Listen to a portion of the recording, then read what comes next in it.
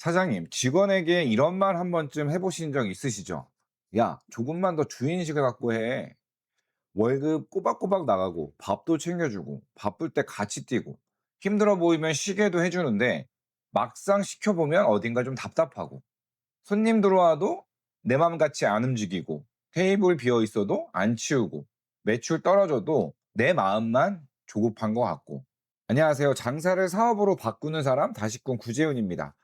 여러분들도 아시겠지만 저는 1954년부터 이어온 서울시 미래유산이자 미쉐린 빛구름왕에 9년 연속 선정된 광화문 미진이라는 브랜드에서 사업총괄 본부장을 맡고 있습니다.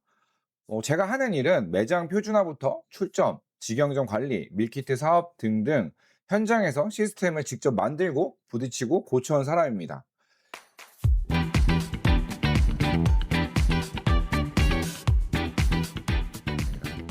제가 현장에서 많은 사장님들과 이야기를 나누다 보면은 방금 말씀드린 이 주인의식을 좀 가지라 이 말들을 종종 하시는데, 사실 여기에는 사장님들의 그 사고와 또 어떤 구조적인 형태가 반드시 선행돼야 되거든요. 그래서 오늘은 이거 한번 여러분들과 이야기를 나눠 보도록 하겠습니다. 먼저 한 가지만 여러분들과 같이 생각해 봤으면 좋겠습니다. 저도 이 일을 하기 전에는 누군가의 조직에 들어가 있는 사람이었어요. 그때 일을 선택하는 기준이 있었습니다. 급여가 괜찮은지, 사람들이 괜찮은지, 배울 게 있는지, 오래 다닐 수 있는 곳인지. 그러면 지금 내 매장은, 여러분들의 그 매장은 그런 직원에게 그 기준들을 충족시키고 있을까요? 직원들에게 자기 일처럼 생각해 달라고 말하기 전에 먼저 물어야 합니다. 더 열심히 했을 때 달라지는 게 있는가? 책임을 더해졌을 때 인정받는 구조가 있는가? 매출이 올랐을 때 그 기쁨이 직원에게도 조금은 돌아가는가? 사장에게 매장은 인생이지만 직원에게는 그저 직장일 뿐입니다. 사장에게 매출은 생존이지만 직원에게는 그냥 일이 늘어나는 하루일 수 있어요. 손님이 많아지는 건 사장에게는 기회이지만 직원에게는 더 바쁜 하루일 수 있습니다. 그러니까 직원에게 무작정 주인 의식을 요구하면 안 됩니다.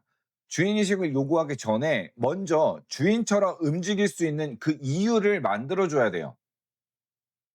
그래서 오늘은요, 제가 현장에서 직접 보고 들은 사례들, 대기업 회장님 이야기부터 전국 매장을 운영하는 어떤 큰 어른의 이야기까지, 이 사례들을 통해서 여러분들에게 보상이 왜 그냥 돈이 아니라 메시지가 되어야 하는지, 그리고 작은 매장에서도 당장 적용할 수 있는 보상 설계 3단계까지 같이 한번 풀어보겠습니다.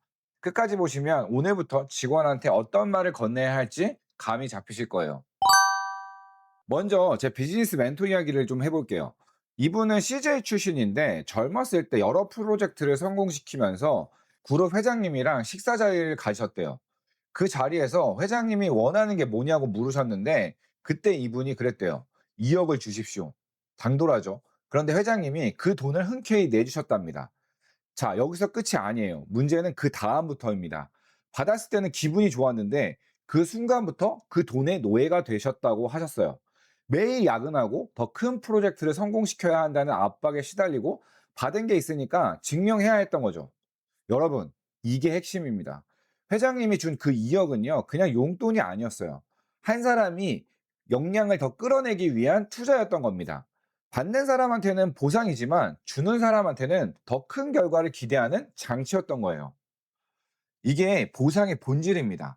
보상은 좋은 사람처럼 보이려고 주는 돈이 아닙니다. 직원의 역량을 끌어내고 책임감을 높이고 더 큰 성과를 만들기 위한 구조예요. 그러니까 보상은 이런 메시지여야 합니다. 나는 내가 한 일을 봤다. 내가 이 매장에 기여하는 걸 알고 있다. 더 큰 역할을 맡는다면 그에 합당한 대우를 하겠다. 이렇게 연결될 때 보상은 단순한 돈이 아니라 메시지가 됩니다. 두 번째 사례입니다. 제가 얼마 전에 알게 된 요식업계의 큰 어른이 한 분 계세요. 실명은 못 밝힙니다. 그분은 은둔 고수이시기 때문에 본인을 드러내시는 걸 굉장히 극도로 싫어하십니다. 그럼에도 이분의 철학은 한 번쯤 여러분들께 소개해 드리고 여러분들도 들어보셨으면 합니다. 전국에 매장을 정말 많이 운영하시는데요. 63개라고 들었었던 것 같아요. 놀라운 건 대부분을 직영으로 돌린다라는 겁니다. 대부분이라는 표현보다 전부를 직영으로 돌린다라고 말씀을 하셨어요. 외식업을 해 보신 분들은 아실 거예요. 매장 한두 개도 사람 때문에 흔들리는데 수십 개를 직영으로 굴린다는 건 얼마나 어려운 일인지. 이분이 500만 원 가지고 사업을 시작해서 1,000억 대의 자산가가 되신 분이신데 이분의 핵심은 단순했습니다. 직원을 잘 대우해야 한다. 근데 이 단순함이 정말 무서워요. 직원이 500만 원을 받는 사람이라면 600만 원을 준답니다. 업계 최고 수준으로요. 이 얘기 들으면 다들 이렇게 생각하실 거예요. 그렇게 주면 남는 게 있나? 그런데 이분은 이렇게 보셨습니다. 어차피 세금으로 나갈 돈인데 직원한테 조금 더 나눠주는 게 낫다라는 거예요. 직원이 오래 남으면 매장이 안정되고 매장이 안정되면 손님의 경험이 좋아지고 손님의 경험이 좋아지면 매출이 올라가고 결국 사람이 남는 구조가 돈을 버는 구조다. 좋은 직원은 우연히 남지 않아요. 남을 이유가 있을 때 남는 겁니다. 자, 그럼 이제 진짜 궁금하신 부분이죠. 그래서 우리 매장은 뭘 어떻게 하면 되는데? 물론 모든 매장이 직원한테 600만 원씩은 줄 수 없습니다.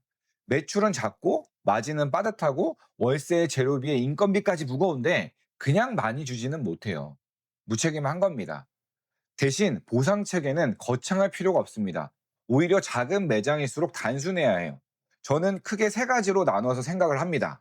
첫 번째, 역할에 대한 보상입니다. 같은 직원이라도 맡은 책임이 다를 수 있어요.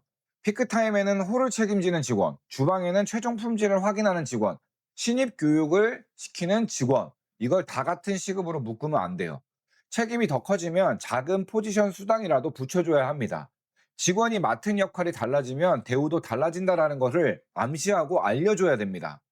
둘째는 성과에 대한 보상입니다. 매출만 성과가 아니에요. 리뷰 점수가 좋아지는 것, 컴플레인이 줄어드는 것, 재료 로스가 줄어드는 것, 포장 실수가 줄어드는 것, 매장에 일어나는 모든 절차에 수익에 기여한다면 그 수익에 기여하는 만큼 보상을 주는 겁니다. 이런 목표를 달성했을 때 팀 전체가 함께 받는 보상을 만드셨으면 좋겠어요. 회식비도 좋고요. 직원 식사의 질을 높이는 것도 좋고요. 작은 보너스도 좋습니다. 핵심은 직원이 내가 잘하면 매장도 좋아지고 나한테 돌아오는 것도 있다. 이 경험을 시켜주는 겁니다. 셋째, 성장에 대한 보상입니다. 직원도 이 매장에서 오래 일하면 뭐가 달라지는지 알고 싶어 해요. 6개월을 버텼을 때, 혹은 1년을 넘겼을 때, 혹은 신입을 내가 정말 잘 가르치게 됐을 때, 피크타임을 무리 없이 소화하게 됐을 때, 뭐가 달라지는지 보여줘야 합니다. 오래 함께한 직원에게는 아무 변화가 없으면 그 직원은 이 매장에서 자기 미래를 볼 수가 없게 되는 겁니다. 정리하면 여러분 이렇습니다. 역할이 커지면 대우가 달라진다. 성과가 나면 인정받는다. 성장하면 가치 기회가 생긴다. 이 세 가지가 보이면 직원은 매장을 다르게 보기 시작합니다. 손님을 보는 눈이 달라지고요. 매출을 보는 눈이 달라집니다.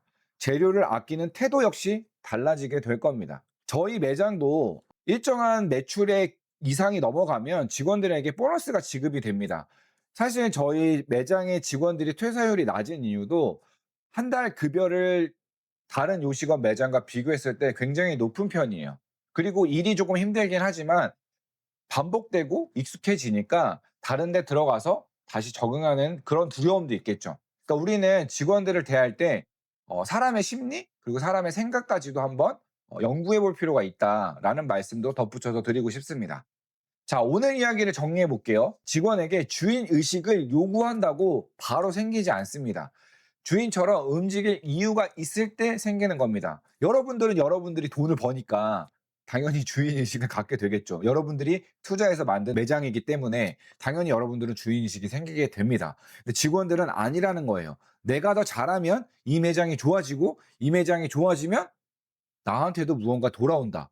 이 믿음이 있어야 직원은 조금씩 달라집니다. 오늘부터 여러분들도 한번 스스로 물어보셨으면 좋겠습니다. 나는 직원에게 무엇을 기대하고 있는가? 그 기대를 직원은 알고 있는가? 그걸 충족했을 때 무엇이 달라지는가? 직원에게 주인의식을 요구하지 마세요. 주인처럼 움직일 수 있는 이유를 만들어주세요.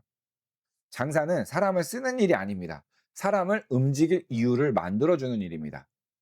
오늘도 내용이 좋으셨다면 구독과 좋아요 부탁드리겠습니다. 제가 브런치에 장사 관련 글을 연재하고 있습니다.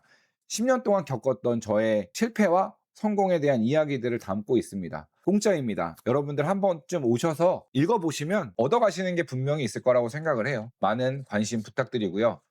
오늘은 여러분들과 함께 주인의식에 대해서 이야기를 해봤고요. 오늘은 여기까지입니다. 장사를 사업으로 바꾸는 사람, 다시꾼 구재훈이었습니다. 감사합니다.